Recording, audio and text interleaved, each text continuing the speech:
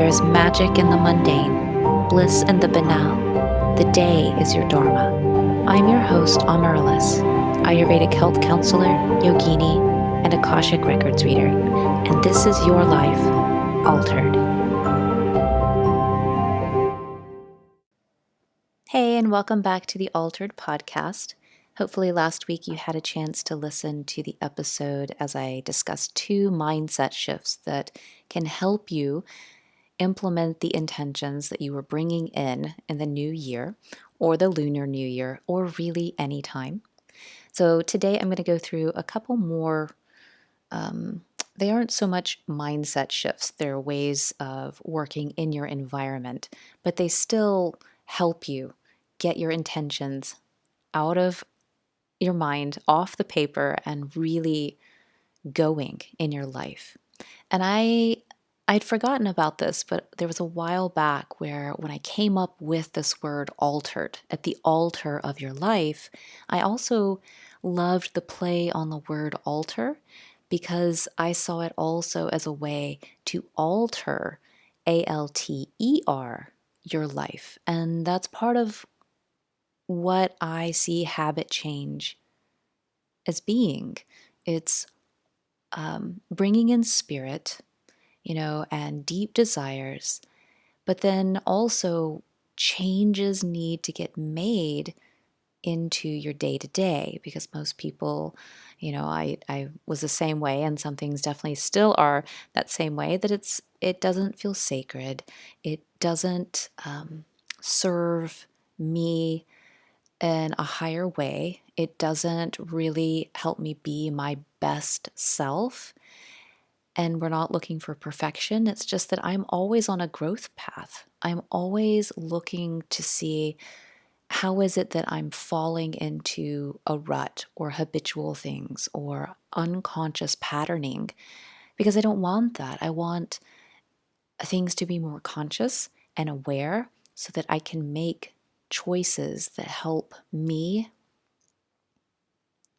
how do I say this?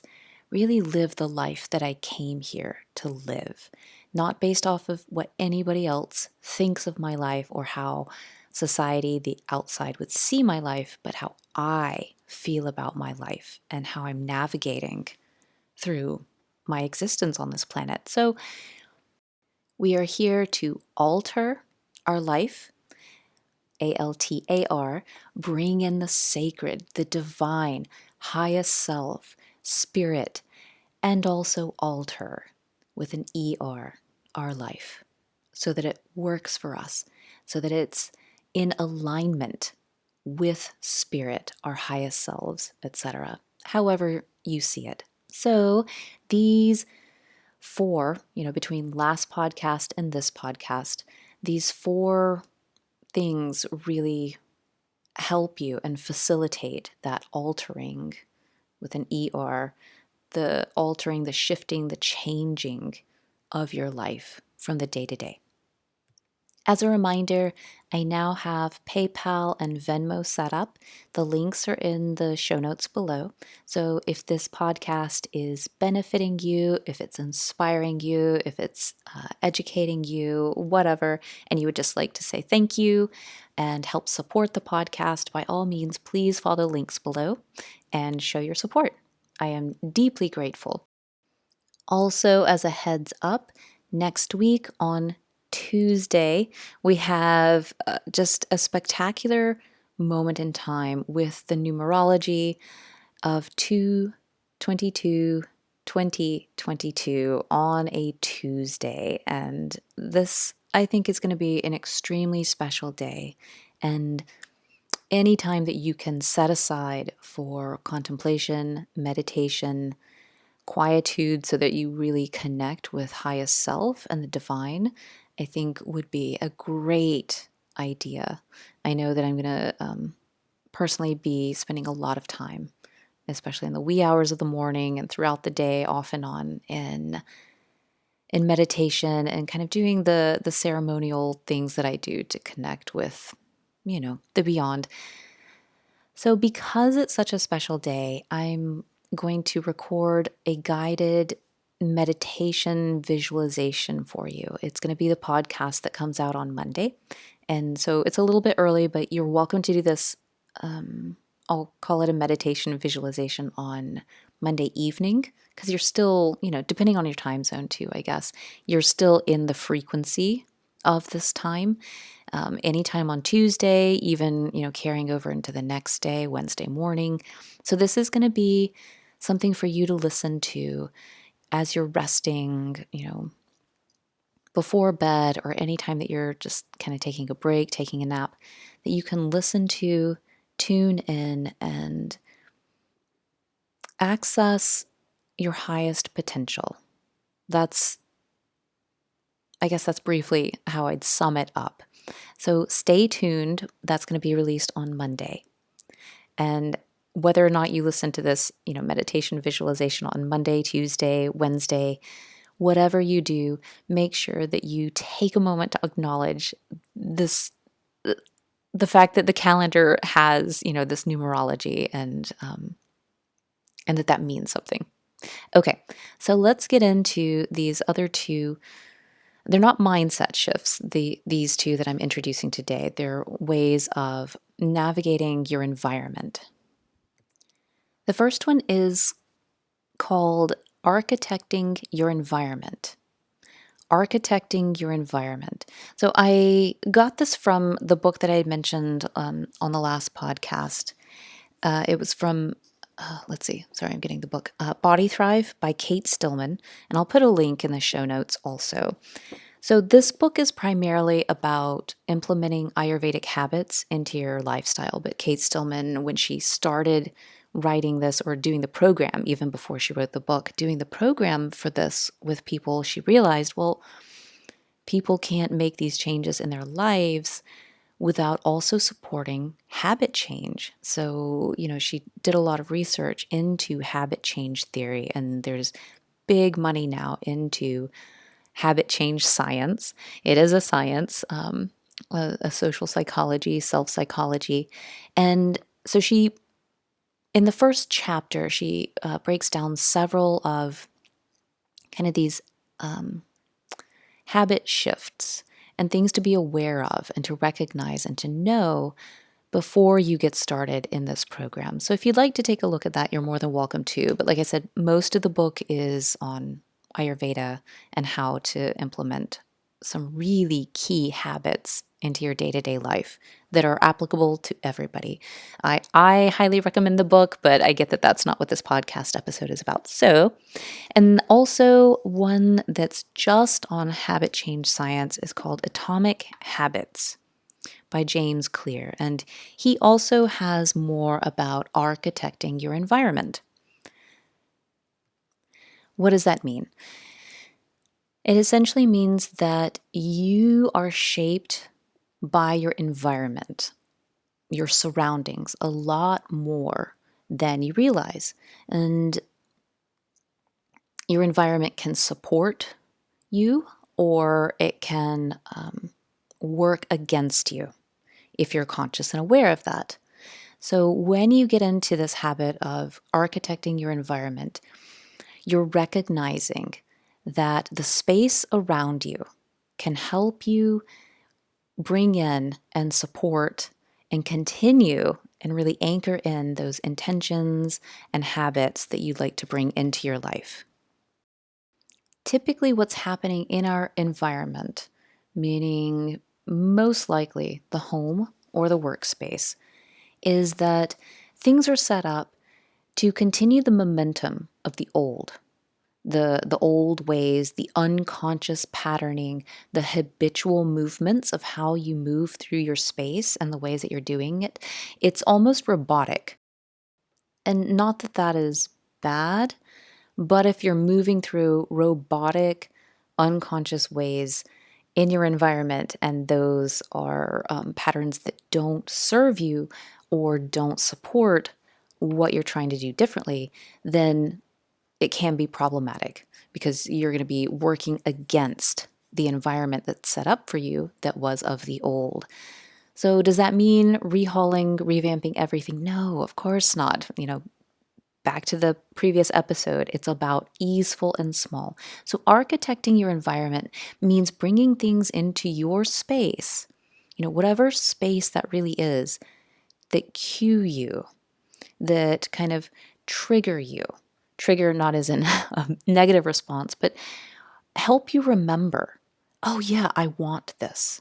I want to do this new thing, this different thing. Because a lot of the times we forget, right? It's something new and different, and we don't remember to remember.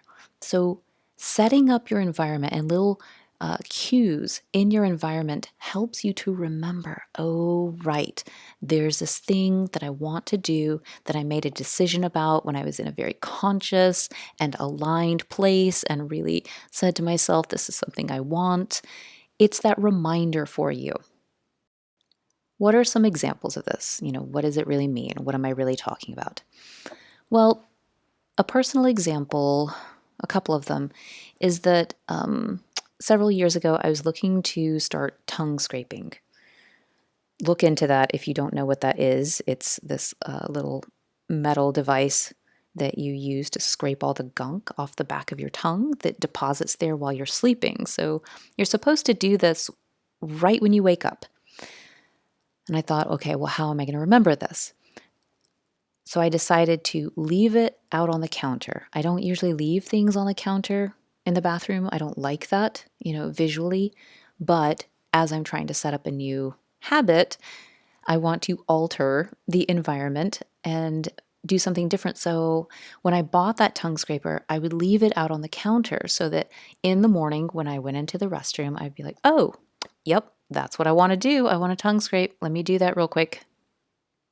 Another little thing, again, it's an Ayurvedic habit of oil swishing oil in your mouth for several minutes.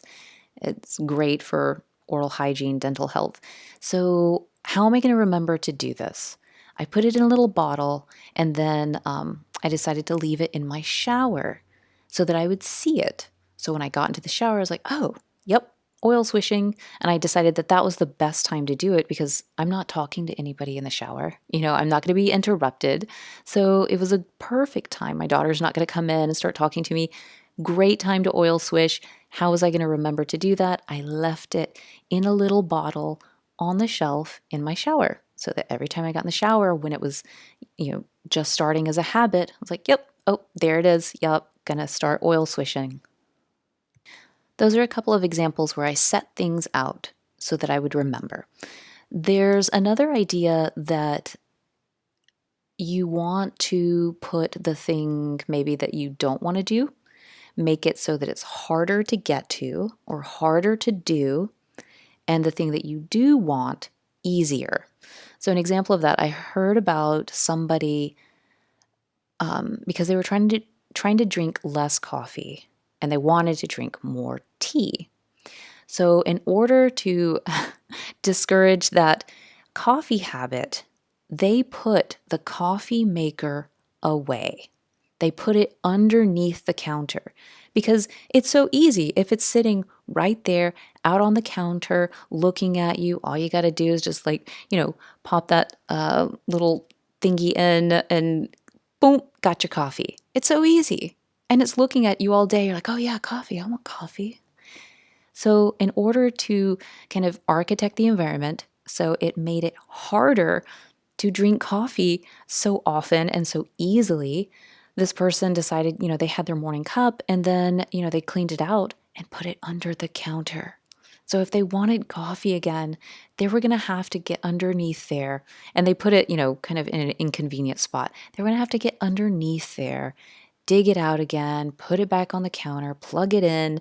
This whole process, they're like, ugh, I don't want to do that. So that's great. It's kind of making it harder to do what they're trying to stop doing anyway. And then also with that, they put teas really in a more accessible place. So they bought a bunch of nice teas and they put them on a shelf in a place that's really easy to get to. Actually, maybe they put them in a basket. They might have put them in a basket, like out on the counter, so that the tea is what this person saw, not the coffee pot. And I think even they bought like a nice little tea set. So it just set up their environment so that they were seeing what they wanted and they were putting away what they didn't want anymore.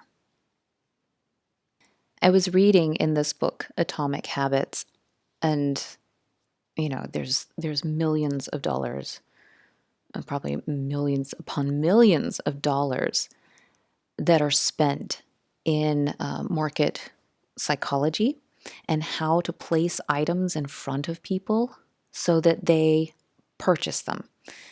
So it's really about the environment and how things are laid out and how things are presented. I was reading that things are purchased not because they were wanted, but because of how they were presented. So that it's not by purposeful choice that people are getting these things, but it's driven because of an obvious, easeful option. Like it's just there, it's presented well, so they're like, oh yeah, okay, cool. And they just get it. So not necessarily because you went in that store wanting that. So other people are making decisions for you and presenting it in a way so that it's very easeful for you to do this, to want this, to accept this, and to choose this. And so you say, oh yeah, I want that. But did you make that decision or did somebody make that for you and then they presented it to you in a way so that you would also accept that? So a lot of the things that we're doing is just because of the way things are set up in front of us. And that's something that you want to keep in mind as you're thinking about architecting your environment. It's no small thing. Again, millions of dollars are spent on things like this, about the layout, the design, the aesthetic, and how things in your environment are asking you to do and make certain choices. I'll give a few more examples of this architecting your environment because you can do it in a lot of different ways. I've gone through setting up something to remind you, making the things that you don't want harder to access and do, and making those things that you do want more front and center and easy, like really easy to get to. So something that I love about my iPhone is that I can set the the color of the screen. I can set it to night mode where it turns amber. I can set the time for that, which I love. That also is architecting my environment because I don't want the blue light. I don't want the blue light past a certain time. So I think it's like 4 p.m. I have set it so that my phone turns really amber. Why? Because I want less blue light in the evening so that I can decompress, so that the brain is doing what it needs to do to get ready for sleep. And then it automatically comes back on, I think like 9 a.m. in the morning. I have architected my phone so that it supports what I want. I have just a couple more examples to share of this, architecting your environment. So another one is, I know a lot of people are like, I don't want to watch so much TV. And what is front and center and focal in the house? The television. Everything revolves around the television. And homes are even designed so that, the electrical wiring and plugins and everything is set up so that it's right there in the center of your living room. And people arrange the furniture so that everything is facing the TV. So maybe that works for a movie night. You want a bunch of people together and all facing the television. But does that work on a day-to-day basis? Or is that simply saying, and unconsciously driving you to just sit on the couch and look at the screen? What if you changed that? Because I know a lot of people who are starting to kind of take that screen away or make it smaller or rearrange the furniture so that not everybody is just staring at the screen, and so they don't just feel compelled to turn on the TV. So one of the things when I moved into this apartment was I was like, I'm not going to get one. I'm just straight up not going to get one. So that was helpful for me because it doesn't revolve around watching Netflix because there is no big screen in my home. I know somebody else, they put the TV in kind of a basement social area so that they have to go downstairs for like a movie night or something. Otherwise, there's no big screen upstairs in the regular common living area. So they're not always getting that messaging, turn on the screen, watch me, sit in front of me. Just a thought, it's something to consider. I know it's a bigger change than, setting up a tongue scraper on your counter, but, people are on different paths in terms of their habits and what's already going on in their environment. So that might be something you're ready to do and wanting to do as a family, that y'all have been talking about it for a while. For other people, are like, no, that's not something I'm looking to do. So yeah, that's fine. I'm just giving out examples, something to consider, because maybe you've never even thought about the fact that everything is constructed around the television set. And people keep getting bigger and bigger and bigger screens. So it kind of makes it harder to ignore, like, there's a screen, it's right there. Let's sit in front of it. And definitely no judgment if you're one of those people. I'm just giving examples of people who are wanting to do things differently and like how that environment shapes them. So another example is, again, on my phone. Why? Because I have my phone with me all the time. And I'm not going to demonize it. I love my phone. I'm just going to say it right now. I love my iPhone. I don't hate it. I love what it can do for me. So again, I figure out ways to make it work for me, like the amber screen. And this one, I set up a timer. Not a timer, an alarm. So I don't know if you realize this, but like on the alarm, usually if you set a time, it just kind of comes up, and it comes up with this title, alarm. But you can change that. And when I realized that, I was like, oh, yes. So I set up these alarms to go off throughout the day, and I deleted the word alarm and I typed in my own phrase, because there were certain affirmations that I just wanted to remind myself of throughout the day. It's about remembering to remember. So I let my phone remember for me. Thank you, iPhone. So I set these alarms and they go off throughout the day. And, one of them says, you, Amaryllis, expand in love, success, and abundance every day as you inspire others around you to do the same. I mean, how beautiful is that? So I set it in. It goes off every day. And whenever it goes off, I look at it and I speak the words out loud. And I've mentioned this before. It's important to say it out loud because it comes from the solar plexus up through the heart, up through the throat chakra, and carries a vibration into the world. So I say it out loud. I've architected my environment. It doesn't have to be remodeling the house. My phone is a part of my environment. And I've set it up so that it works for me and helps remind me of the things that I want to do. So I guess the last one is a bigger one, and I'll give this example just for those who, are ready to take a big step or feel that they need to take a really big step in order to shift their environment to support whatever the intention is that you're bringing into your life. So for me, this one was, I wanted to move more. And Katie Bowman of Nutritious Movement does so much. She has so many years of work about this, moving your body more and in smaller ways throughout the day, so that it's not necessarily just about exercising for 1 hour of the day and then being sedentary for the rest of the day. I decided that I was going to have a chair-free home. So when I moved into this apartment, I set up my environment, my whole home, so that there are no chairs. And I get that this does not work for everybody. I'm just sharing that this was a big lifestyle change that supports what I want. So there aren't any chairs in my apartment. This summer, I actually just got a chair, which is actually a camping chair, and it's out on the balcony. But I never sit in it because I like to sit on the little balcony rug. So what do? There's like a little futon mattress that's on the floor that's kind of like a couch.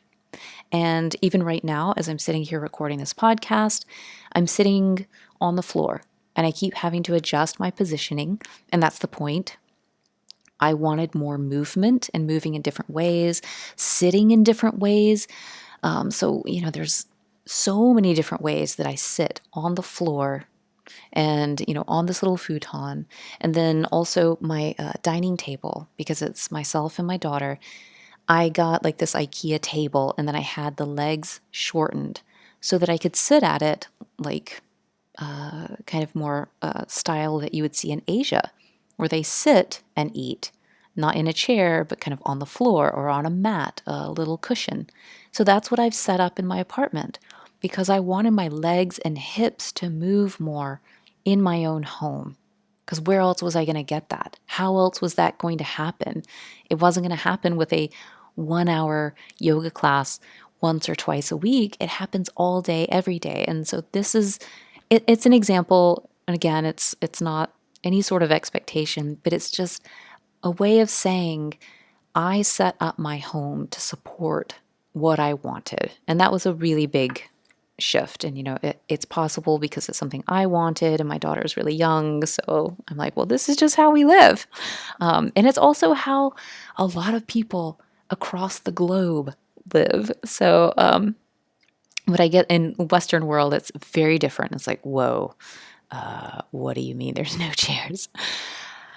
So, okay, so that's a lot of examples for architecting your environment. You get from small to big that there are so many ways to shape what is around you, that's always around you in order to support you. So looking back on some of these examples, think about, well, okay, what is it that I'm trying to bring in? What is it that I'm calling in? What is it that I'm trying to implement and really get into day-to-day life? And how could I set up some aspect or a variety of aspects in my environment to help me, to support me? Because you don't want it to be hard. I mean, that's the last thing anybody wants is for the things you want to be hard. Life is already challenging enough. Don't make what you want hard also. Okay, so the second one that I'm not going to speak about quite as long because I just don't have quite as many examples, and I feel like it's going to be a lot clearer to understand. Architecting your environment is kind of like, well, what does that even mean? So this one is take what you want to do and attach it to something that you already do habitually without even thinking about it. In this way, you're piggybacking off of the success that you already have doing something else, whatever that is, because you know that you do it all the time. You know that you do it every single day. So you're attaching this new thing, linking it to this thing that you do have success with, simply meaning that you do it every day or regularly all day, so that you'll have success with this other thing. So a couple of examples just quickly is like going back to that tongue scraper. Not only did I set it on the counter out in plain view so that I would remember, but I knew that linking it to what I did every single morning, which was wake up, go to the restroom, was going to guarantee success. Because I went to the restroom as soon as I woke up every single morning. Because like with tongue scraping, you have to do it first thing in the morning before you have any water or anything to eat. And what do I do every single morning before I drink anything or eat anything? I go to the restroom immediately. Bam, right there it is to remind me on the counter. Awesome, success. So that habit picked up immediately, and it's just completely automated at this point. I don't even think about tongue scraping now because it's so automated. And of course, I don't have the scraper out on the counter anymore. It's in the drawer. because I know that I'm going to do it, because those two habits are linked. In the restroom, scrape the tongue. Something else that I wanted to implement was resting my feet over what's called these yoga tune-up balls. They're kind of like these little massage balls. And because I'm big into foot health and, well, when was I going to carve out time to rub my feet over these? So I connected it, I linked it with something else that I do all day, every day. I wash dishes every night. And so I took these little balls and I set them right on the floor underneath the sink, the kitchen sink. And so whenever I go to wash dishes, because I know I am every single night, there it is, right there. Not only did I architect my environment so that I remember, because it's on the floor, I see it, but it's connected and linked to something I'm going to be doing anyway. So I stand there, I wash my dishes, and while I'm doing that, one foot is kind of pressing on and rolling on these massage balls. Just a couple more ideas that I have. They aren't necessarily things that I've implemented, but taking into account this linking is most people at some point during their day, they're going to charge their phone. So in your home, where your phone charger is, maybe you have a gratitude list of things that you always want to kind of give appreciation for. Or maybe it's kind of a prayer list or affirmations that you want to say, whatever it is. It's right there next to your phone charger so that every time you plug in, but I know that some people have that new device, so you just lay it on top. So whenever you place the phone on the charger, that it's right there. It's architecting the environment, but also linking it to something you're going to do every single day, especially as much as we use our phones. So it's right there for you. Thank you.